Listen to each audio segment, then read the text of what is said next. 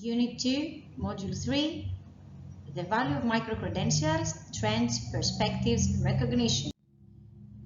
Why are micro-credentials gaining momentum? Despite the lack of a common definition and approach of micro-credentials, they seem to make giant steps in the accreditation of knowledge and skills as required by the labor market.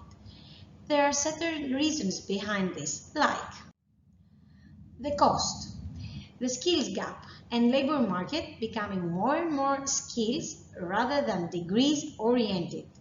But besides that, micro-credentials are flexible, low cost in comparison with certifications of knowledge and skills can positively impact the goal for inclusive education and lifelong learning, especially for disadvantaged social groups who face difficulties in accessing other traditional types of qualifications. Who is involved in the micro-credentials world and which are their perspectives?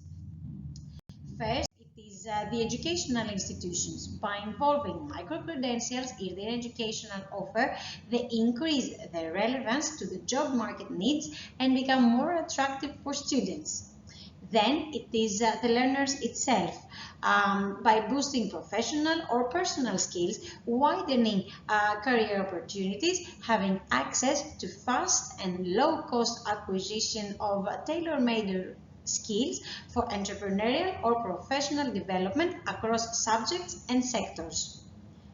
Then we have the employers and the companies by increasing their knowledge on the micro-credentials value with respect to employability of prosperous staff or by designing in-house or externally supported staff training activities. The issue of recognition of micro-credentials in the EU.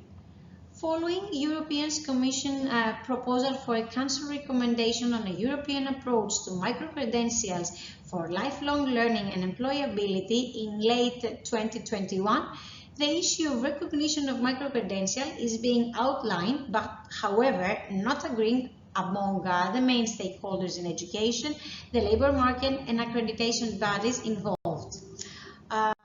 National authorities and governments are against mandatory inclusion of micro-credentials into the existing national or European quality frameworks. Then the higher education institutions prefer the inclusion of micro-credentials in the national or European quality frameworks, highlighting, however, the need of transparency. Why? The commercial world, employers and business associations ask for avoidance of over-formalization, standing thus somewhere in the middle of the whole discussion.